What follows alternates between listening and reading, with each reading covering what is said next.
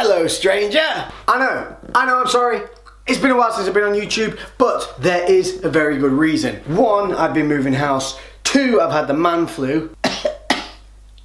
And three, I've been filming a ton of stuff for the new series, which is going to be coming in November, which granted is awesome for then, but not so great for now because I can't show you the stuff I'm filming now, because otherwise it'd ruin it for later. But the little gap in time is going to mean you're going to have a flurry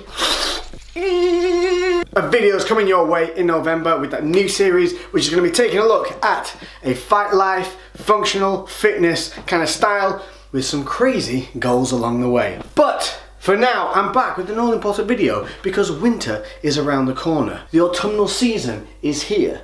Pumpkins are in the store next to chocolate reindeer. And that can mean only one thing. Do we decide to bulk, cut, maintain, join a cult? Hopefully I'll help you out.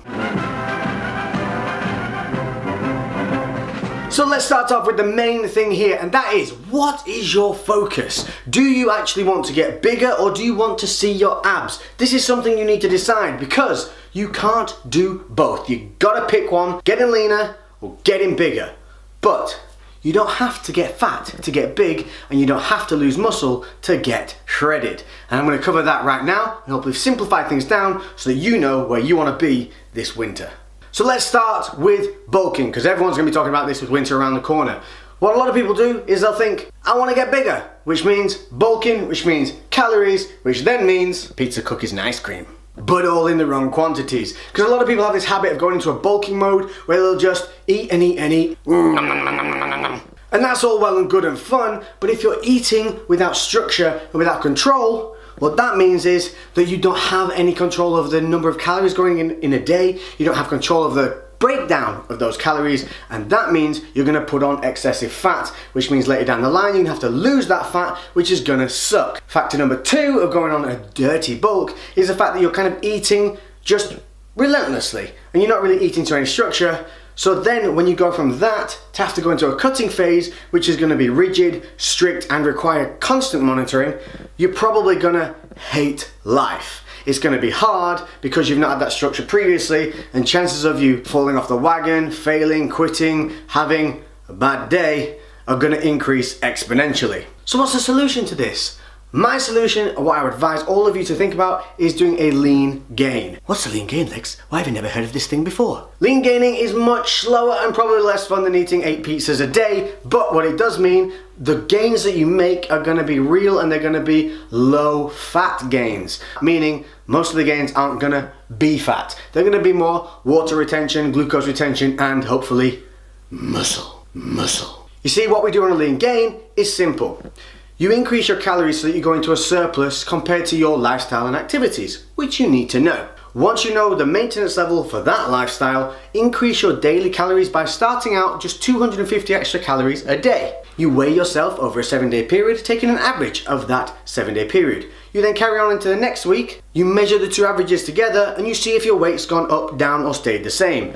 If your weight has gone up, you do not need to increase your food because you are gaining weight. If you increase food whilst you're already gaining, you're going to go into an excess surplus, which your body only has one solution to: tubby fat. So what we do is a stepped method, and this applies also to dieting, but I'll cover that in the cutting section of this video a little bit later on. If you've liked what I've done so far, don't forget to hit that like button right now. Give it a little tinkle, and if you've got any questions, start in the comment section.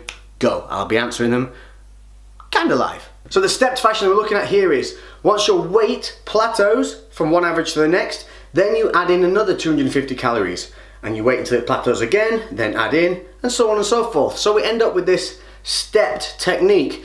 This means that you are growing slowly, allowing your body to adapt, helping to build that metabolism, because that is another part of what we want to achieve when we're gaining. We want to build our metabolism. What we want to do is get the metabolism used to dealing with a higher level of calorie intake. We want to put those calories to use by maintaining a consistent training regime and activity level. If either of those differ or dip, you need to bring your calories down alongside it, otherwise you're going to jump over that surplus that you've created that's usable and go back into that excess. So that to make sense, it's all about that balance. By doing things this way, what you should see is an increase in fullness of the muscles. You should still see some maintenance of definition and minimal fat gaining. Plus, it gives you that control to when you look in the mirror and you start to not like what you're seeing, to halt, stop, and know exactly where you are and what you can adjust. You can also try flipping things around. Maybe if you've gone high on carbs, maybe bring those carbs down but bring the fats up, keeping calories the same. See if your body reacts better that way. There's no one perfect way of doing this, guys. You have to try things and it all takes a little bit of time. Unfortunately, I don't make the rules, that's Mother Nature. But understand, if you're thinking 8 to 12 weeks, quit it. You need to start thinking months and years. This is not days and weeks. Gaining is a slow process, but if you do it properly, if you do it correctly and you do it in a monitored fashion, those gains will be real. They won't just be water and fat, and you will not have to always wear a jumper just to look like you look good.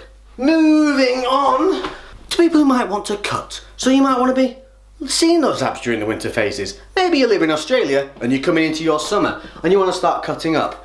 Here's what my advice would be for that. If you're starting out as well, I'd like to add in here, this is my advice to start by cutting away the crap, which also means going into a deficit, going into a cutting phase. But again, a monitored and controlled one. Positive critical mindset is super important. Looking at something you think, I'm gonna take that, I'm gonna make it better. Plus when you see improvements in those weaknesses, I promise you're gonna feel freaking awesome for it. So by stripping down or going into a cutting phase, we're gonna really show what's underneath by cutting away unnecessary weight or bad weight and taking ourselves down to the basic frame that we are, the kind of roundabout where you can just see your abs. That's a decent level of leanness. At that point, you'll be able to really see where your strengths and more importantly, where your weaknesses lie. You need to look at yourself in a positive, critical state. That means taking a look at yourself and deciding, this isn't the best on me and I'm gonna fucking improve it. Not looking at yourself and going, oh that sucks. Oh my genetics are rubbish. Oh, I wish I started earlier. Oh, I wish I could fly and lived in a lamp like a genie. So, how do we go into such a cutting phase? You're going to do the same thing as you do for the lean gain in that stepped mechanism. You're going to use a monitored diet, so you're going to need to know where your maintenance levels are and where your activity levels are. What you don't want to be doing is throwing all your cardio in this at once. What a lot of people tend to do is they tend to cut food, increase cardio, and go balls out, then they burn out, fall off, order a Domino's, and they eat the Domino's every day, and then they end up getting tubby.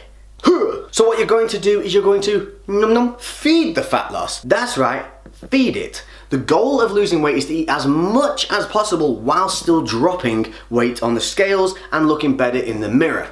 So what we need is to know the maintenance level and your activities. Once you have this, what you're going to do is stay at maintenance and you're going to increase your activity levels. Use that cardio and that activity time, which again you need to be monitoring, as a way to increase calorie output, which will then put you in a deficit that you are monitoring. Keep your sports in, keep your running in, swimming, playing out with mates at football, soccer, Sunday leagues, whatever it may be, fight classes, go and join one. If you are fitter, you're a better machine, you'll be able to deal with more food and more calories, which is going to make you happier. You're going to be able to deal with days off, days missed, and sickness and illness. And that goes for gaining or cutting phases. Once your cardio is at a maximum level, as you're like, that's enough of that shit, then you can start bringing the food levels down. Keep that protein dominant, but then between the carbs and the fats is up to you. Personally, I've gone high fat, lower carb. Now it's not keto because I'm still on 150 grams of carbs, but I'm following that alongside with 150 grams of fat. Prior to this, at my maintenance levels, I was at around about 300 to 400 grams of carbohydrate and around 60 to 70 fat. So a real flip, but I've found that it has curbed hunger, it's helped my temperament stay more leveled out because I'm not having those crashes, and in the gym, I do look a little bit less kind of bloaty, I look a little bit drier, and during the day, I'm not having those moments where when I eat my meals, I'm getting distended stomach from all the carbohydrate intake. So for me, the high fat has been fantastic, it's curbed my sweet tooth, and to snack on things like nuts and everything like that are small volume, high impact, also helps me get my meals in because I'm a notorious undereater. So if you're an undereater, for gaining or cutting, this is going to help you. Putting in more calories through fats is going to be easier because you get over double the calories per gram with fats than you do for carbs.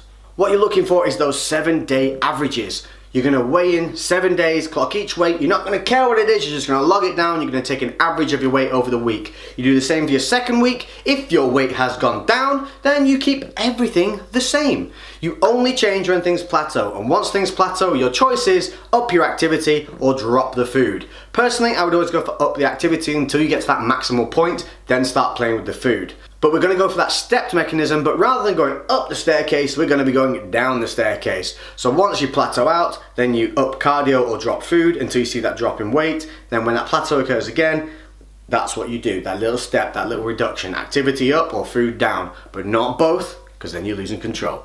But in conclusion to this video, it's about what you want to see in the mirror. It doesn't matter what season it is, what your friends tell you need to be doing. It's about how you feel. That's what this lifestyle and training is all about. If when you look in the mirror, you don't mind seeing a bigger, bulkier guy and you don't mind those abs disappearing, then fine, go on that gaining phase and maybe be a little excessive with your calories and enjoy some of those heavier days. Just understand that that cutting phase is going to be a little bit more difficult as a result. If, however, you're like me and you don't like that kind of higher body fat level, I tried it, I just didn't like what I saw in the mirror and I didn't like the way it made me feel heavy.